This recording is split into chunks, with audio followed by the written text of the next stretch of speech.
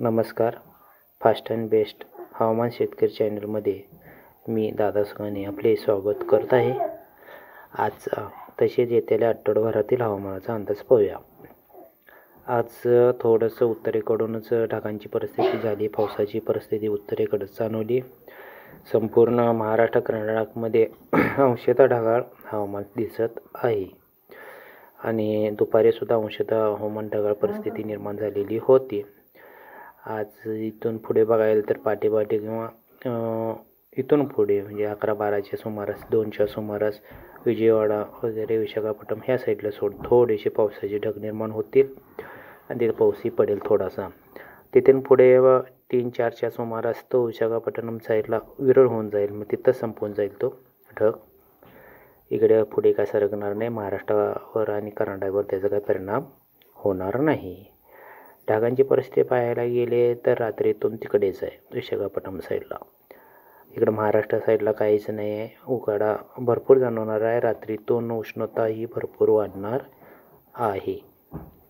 आणि पहाटे पाहायला गेलं तर चेन्नई आसपासला तिथेही ढगाची परिस्थिती निर्माण होईल आणि कोयंबतूर साईडला सुद्धा ढगाळ हवामान परिस्थिती निर्माण होईल आणि त्यातूनच वारे आपल्या भूभागावरती म्हणजे कर्नाटक महाराष्ट्राच्या भूभागावरती येण्यास सुरुवात होईल. जणू काय आपणाला पावसाळी वातावरण असल्यासारखं वाटणार. त्यावेळी सकाळी वाटेल ज्यावेळी हवा चालू होईल त्यावेळी. रात्रीतून पाहायला गेलं तर रात्रीतून द्रोणी स्थिती हुबळी सांगलीच्या पूर्वेस असा एक द्रोणी स्थिती हवेचे पट्टा निर्माण होणार आहे आणि त्यातूनच पाहायला गेलं तर काहीसं क्वचित धुके निर्माण होईल. अंशतः धुके होईल निर्माण. गडद काय धुके होणार नाही पण होणार थोडा. नाशिक महाराष्ट्रात पाहायला गेलं तर 18-20 या दरम्यान तापमान पहाटे राहणार आहे. आणि इकडे हुबळी बळ्ळारी ह्या साईडला म्हणजे कर्नाटक भागात बघायला गेलं तर 20-22 म्हणजे थंडी ही गायब झालेली आहे. आज सर्वांना थंडी गायब झाल्यासारखं वाटेल. उन्हाळी चाहूल लागल्यासारखी सुद्धा वाटेल. तसेच बर्फाची आणि बर्फवृष्टी गारपीट वगैरे ती जे काय होणार आहे ते उत्तर भागातूनच होणार आहे जम्मू काश्मीर साईडला. त्यामुळे त्याचाही काय परिणाम होणार नाही का दक्षिणेकडून उत्तरेकडे वारे वाहताना पण दिसतील थोड्या अंशी. दिवसाचं पाहायला गेलं तर उन्हाळ्यात जेवढा चटका बसणार नाही त्याची सुरुवात उद्या होणार आहे. जी उन्हाळ्यात चटका नाही बसणार तसा उद्या चटका चालू होणार आहे. उन्हाळा भरपूर उद्यापासून जाणवणार आहे. याचा परिणाम असा होणार आहे पुढे जाऊन पूर्वेकडे आणि पश्चिमेकडे ह्या भागात एक चक्राकार स्थिती निर्माण होईल आणि त्या चक्राकार स्थितीमुळे कदाचित आता एक 8-10 दिवसात पावसाची शक्यता बनत चाललेली आहे. सध्याला 1-2 दिवसात पाहायला गेलं तर उत्तर भागातच तेवढं पावसाची शक्यता आहे आणि दक्षिण भागात 2-3 दिवसात पावसाची शक्यता काहीच नाही आहे.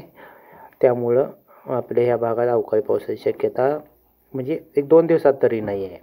पण इथून एक आठवडाभरात या आठवड्याच्या शेवटी पाहायला गेलं पाहायला गेलं तर नागपूर म्हणजे जवळजवळ उत्तर ईशान्य महाराष्ट्रापर्यंत पावसाची शक्यता येऊन पोचेल. गारपीटही होईल व तिथे बऱ्यापैकी गर्जनेसकट पावसाची शक्यता सुद्धा जाणवत आहे. उत्तर भागातून तो पावसाची शक्यता जाणवत आहे.